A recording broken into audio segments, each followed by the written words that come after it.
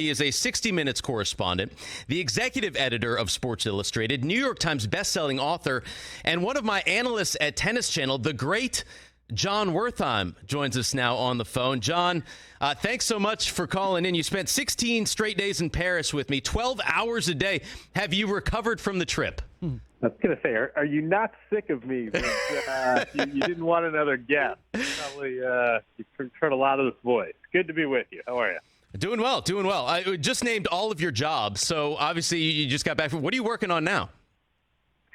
Oh man, putting the finishing touches on a documentary. So I'm out in freezing. You got to explain this to me. I'm out in freezing cold LA. Right. It's like 55 degrees. Yeah, I mean Paris was much nicer. I don't know. I was driving into the studio today. It was misty. It was rainy. I don't like it at all. I was hoping, for the Paris weather to come back to LA. But it's interesting because whenever we have you on Tennis Channel, a lot of times we have you on Skype when you're not on location. We're like, where in the world is Wertheim? And you're always, doing some story in some other destination of the planet. What do you enjoy most about each of your different roles that you have? Oh man, it's variety, and it's no secret. Media is in a very strange, fast-moving, uncertain place. But the flip side is you get to do a lot, and sort of all the old guardrails are off, and the idea of just being whatever. I mean, you know this too. You're doing, 72 hours ago you were doing TV in an ocean away, and now 9 time zones from there you're doing radio. So yeah, I don't know. The fact that one day you're doing tennis and the next day you're doing, you're talking to Bruce Springsteen in Rome, and just kind of the location is different, the rhythms of the day are different, the medium is different. I can't imagine in retrospect what it was like, 25 years ago or whatever, when all you did was radio, TV, newspaper, whatever, and it was a huge taboo.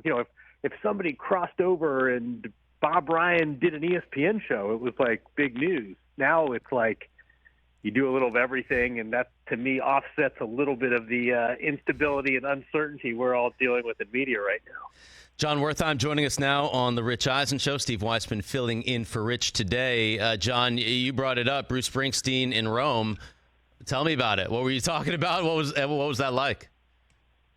Oh man, yeah, I don't know. At 60 Minutes, I've kind of I don't know how I ended up. I do a lot of music pieces, and it was this is a forthcoming piece, so I should probably be a little it's for the fall. But yeah, I caught Bruce Springsteen when they were going through Europe, and he's it's hard. I mean, tell me if you disagree. I heard you just talking about Novak, and one of the things I thought that he does really well is he gets interviewed so often, and he still finds a way to sort of be interesting and not go into robot mode. It's very hard. I mean, you talk to someone like Bruce Springsteen, he's been interviewed so many times and has so little to gain just transactionally by talking. It's really a challenge. And talking to some of the other members of the band, I thought was a lot easier, just because they don't get interviewed as much, and they don't quite have Bruce Springsteen's the risk reward ratio is a little different. But yeah, that was the week before the French Open. Yeah, I don't know, that was 3 weeks ago. So yeah, it's at some level. Don't you feel like at some level what we do, it changes a lot, but at essence, what do you try to do? You try to have conversations and tell people things they haven't heard before, and hopefully make a few points with some insight and expertise. And I'm sure you're the same way. Our jobs have been a lot different than what they started out being, but in some other ways, they're basically the essence of what we do is pretty much the same, even if we're doing it in places and on platforms that we never imegined when we got into this game. Yeah, just making connections, human connections, telling stories. I totally agree 100%. I mean, you also recently did a profile on Charles Barkley. What did you learn about him that maybe you didn't know going into that story?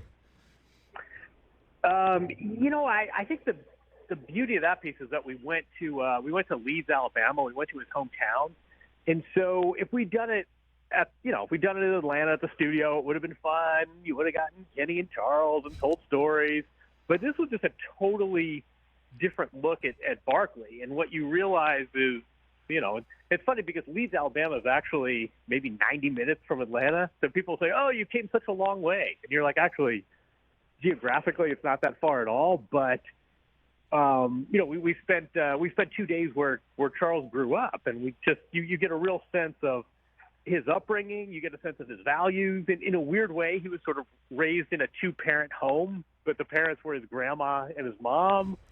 And it's sort of he was very, very sort of generous with his time and his candor. And there was I heard what you're saying about Novak. It was the same with Charles. There was no entourage. There was no publicist. It was just Charles taking me around his old stomping grounds. And I think the producer, Dragan Mihailovic, is sort of a sports producing legend. I think his genius of like, look, we don't want to do the obvious story and just camp out in Atlanta and have this be the 60 Minutes version of Inside the NBA. The fact that we did it outside of a usual context, I think, really helped the piece.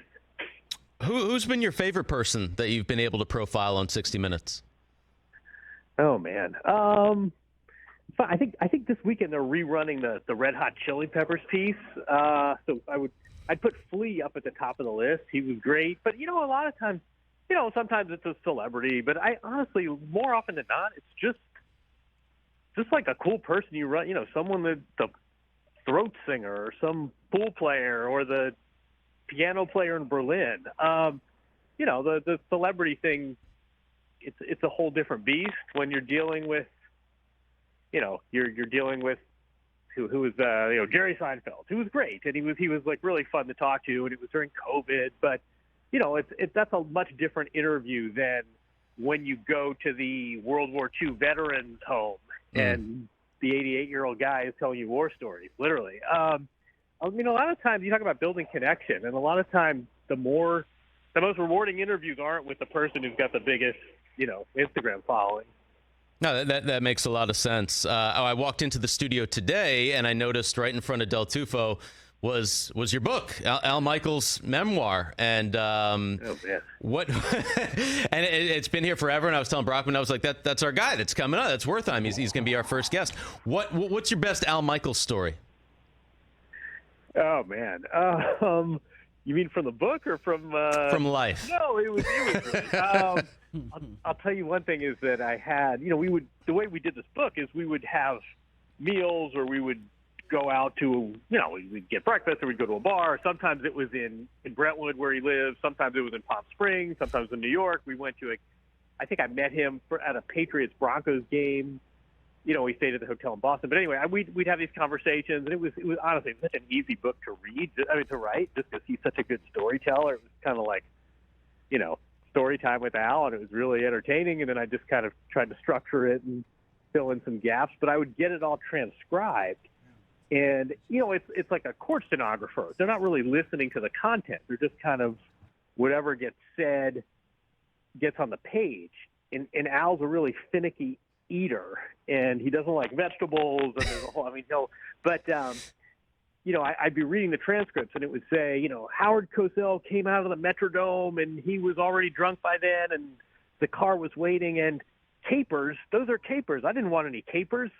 And what I realized after a while was that everything that came out of his mouth, including his instructions to the waitstaff to get the vegetables off his plate, made it onto the transcript.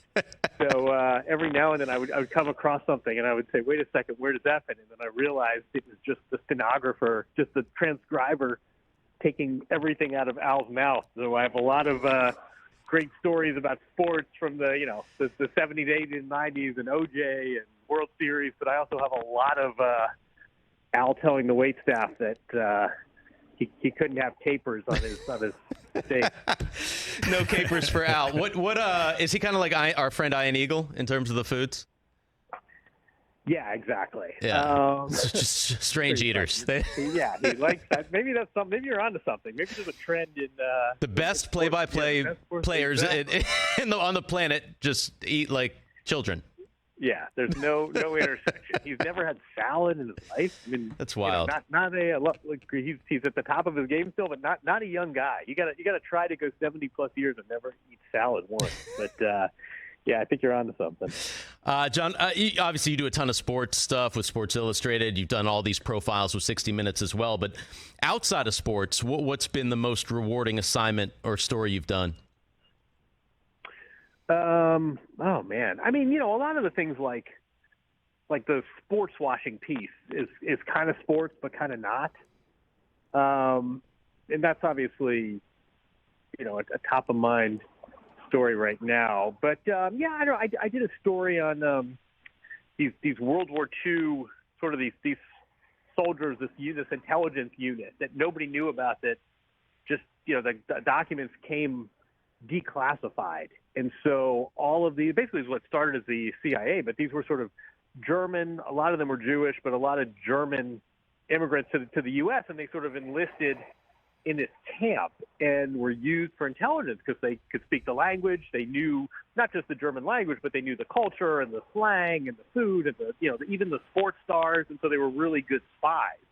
And the story came out a few years ago, and basically, I had access to it in these names because a lot of this became declassified. But before these guys died,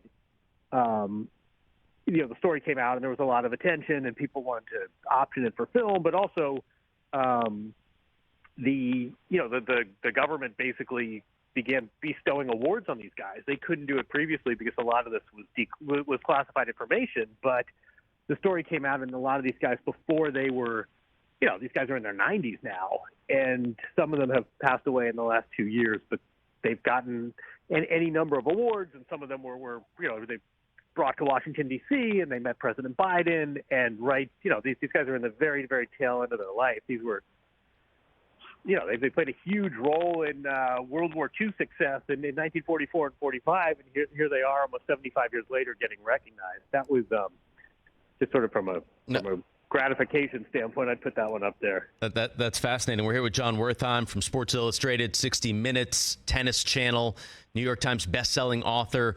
Steve Weissman in for Rich on the Rich Eisen Show today. And you brought up the sports washing, and I know you sat down with some folks in Saudi Arabia. What was your reaction? We're watching the U.S. Open right now go on at LACC to that latest news of the PGA Tour merger with LIV Golf. I would love to say I saw it coming. I'm absolutely gobsmacked. I think it sort of falls into that shocking but not surprising category, where especially the way all of this was cloaked in morals by the PGA, and sort of, these guys have a bottomless pit of money, but do you really want to be aligning with this regime? I mean, that was kind of their big selling point, to keep these golfers loyal to the PGA, to then a year later basically completely 180 that. It was astonishing. I said to someone else, we're accustomed to having business leaders sometimes gloss over the truth or not, spin things in a particular. I mean, we're not naive here, but I'm not sure I've ever seen a business leader in sports or outside just complete hypocrisy. I mean, just an absolute 180 with an active legal case and with nothing sort of materially changing the facts on the ground apart from money. It's really interesting to see how this is going to play out. It's interesting to see if this gets, I'm not 100% convinced this will sort of get all the approval. It's one thing to have a press conference and a press release. It's another thing to actually have all the antitrust and all the regulators sign off on it. But I think both in golf and then more broadly now, is this sort of been normalized? And next time the Oakland A's or the Ottawa Senators come up for sale, I imagine there will be a Saudi bid. I mean, I think this is really potentially pretty transformational in sports business. Absolutely. Here with Jon Wertheim from 60 Minutes, does a great job there. Obviously, Sports Illustrated and Tennis Channel as well. So you work for these just institutions, Jon. I mean, 60 Minutes been around forever. Sports Illustrated, that was the magazine for me growing up. Tennis Channel, best tennis team in the game. What is there still something that you would like to do? What's something you'd still like to pursue out there? Oh man.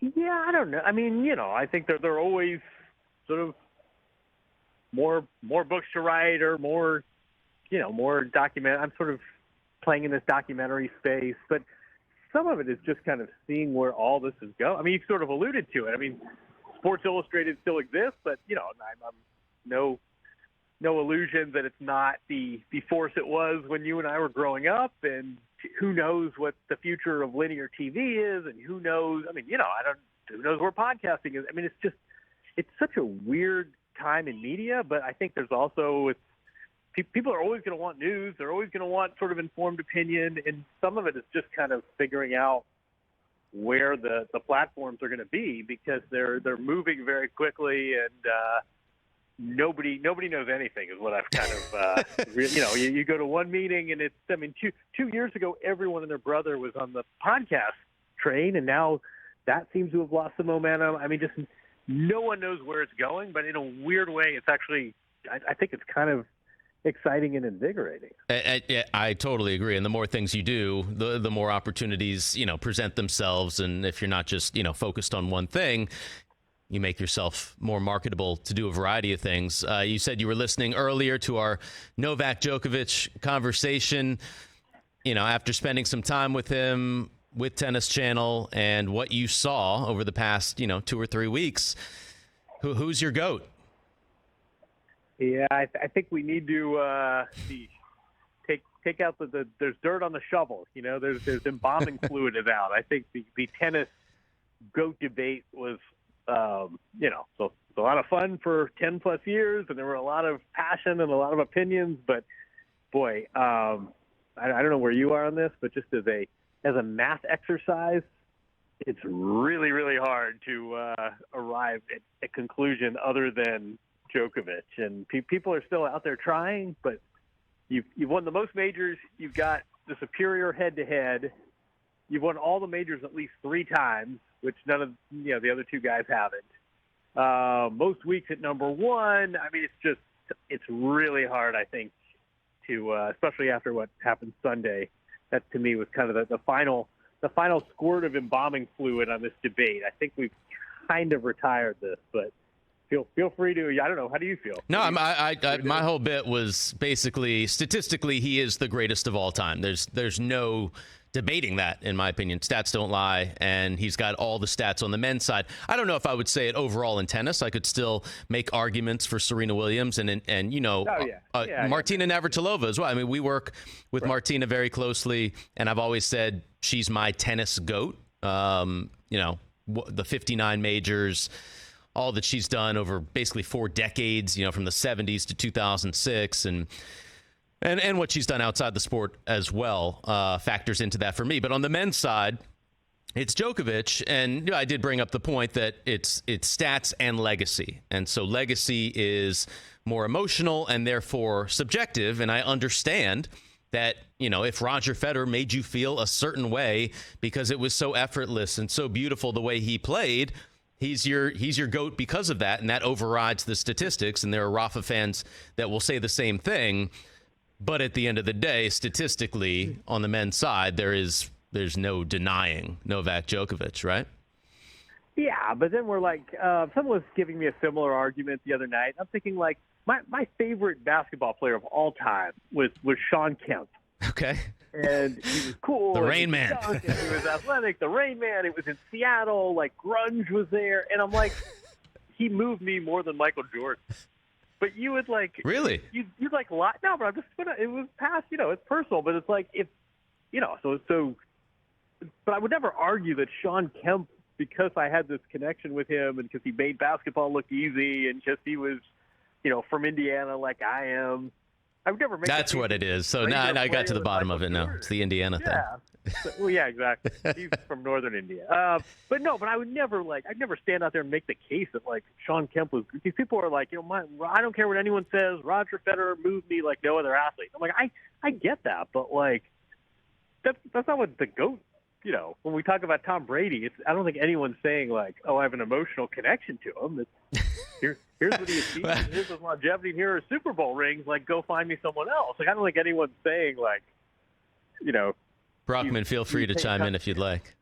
Yeah, he touched my soul. So, Chris Brockman has an emotional connection to Tom Brady. Yeah, John, so he's, John, us in New England are very connected to Tom Brady. We even rooted for him with the Bucks. but that's not why we're calling him the GOAT. I mean, I know. I feel like once then we're just fans, right? When people are like, Roger Federer, like, I don't care what anyone says, like, he touched my soul, and I'm like, that's great, but that doesn't make him the GOAT. Well, you know what Andy Roddick says about Djokovic. First, he takes your legs, then he takes your soul. Yeah, I don't. Yeah, he doesn't touch your soul. That's LA traffic for you. He doesn't touch your soul. He takes it. LA traffic. It sounds like New York, and so before the pandemic, I've heard of these events, parties, soirees at the Wertheim residence that would bring together famous folks from all walks of life. Can you tell us a little bit about those events and what amazing people you've brought together? Oh man, yeah, I don't. We got to. That may have been a pandemic casualty that needs to get reinstated. No, but the idea was basically like anyone that kind of I'm sure you're the same way. You live in a city and you come across cool people, and instead of just having a meal, like, why not get everyone together so your friends who are artists can meet your friends who are journalists, and the idea was somebody would prepare something. So a comedian would speak, or you'd sort of learn about the other people from other walks of life. It was all very casual and off the record, and they'd bring random, thing like, I'm trying to think who, like Fab Five Freddy would come to hear Grant Wall's wife talk about infectious disease, and it would just be like this kind of random mix of people, and that was, so maybe once every 3 or 4 months we do one of those, and that probably needs to get reinstated now that COVID is not COVID friendly. So you got to bring that back. COVID casualty. Yeah, we got to bring that back. Would you invite Cara Delevingne to one of these? Oh, geez. So a little backstory to this. You could tell it, John. Oh man. Yeah, I don't know. Well, not sure we should go here. All right, we'll stay away. Delevingne briefly resided in my place of residence. Rented John's apartment in New York. All right. May not have, taken care of it the best way. Oh. John, isn't that what Prince did to Carlos Boozer's house? Yeah, there you go. Yeah, exactly. You ever hear the second part of that story? The Carlos Boozer Prince story? Go for it. That's one of the all-time great sports stories. All right. When Carlos Boozer came, and he's like, his dining room was a barber shop, and there was like a Prince. Did you ever hear this? It's a great story. This is when Prince rented Carlos Boozer's place in where was it? Beverly Hills, I think. Yeah. And there was like, he like put a bowling. It was like a dance floor, and he basically said, here's a check. Carlos Boozer came home by mistake, and he thought he'd gone to the wrong home. And Prince basically said, here's a check, put it in escrow, and if everything doesn't look exactly like it does when you come back, you keep this check. And so Carlos Boozer went one night, he came to his place, and there was like a barber shop where his bedroom used to be, and Prince had printed it out. And whenever he came back a month later, every single like wine glass was in the exact same place. Wow. I don't know how they de-purpled it, and I don't know how they got the Prince logo out of the cave in the swimming pool. But the guy went from not recognizing his own house to like not a wine glass out of place. One of the all-time great sports stories. But, amazing. Anyway. John, really appreciate you spending some time with us this morning. Good luck with the documentary here in LA. I look forward to seeing you at Wimbledon in like 3 weeks. And once again, we'll spend 12 hours together every day for 2 weeks. Yeah, exactly. See, this was just this was like a little amuse-bouche. You got Exactly. it. Thanks for having me. It was a pleasure. All right, thanks, John. Jon Wertheim does a fantastic job. Catch the Rich Eisen Show every single day on the Roku channel, 12 to 3 Eastern, for free.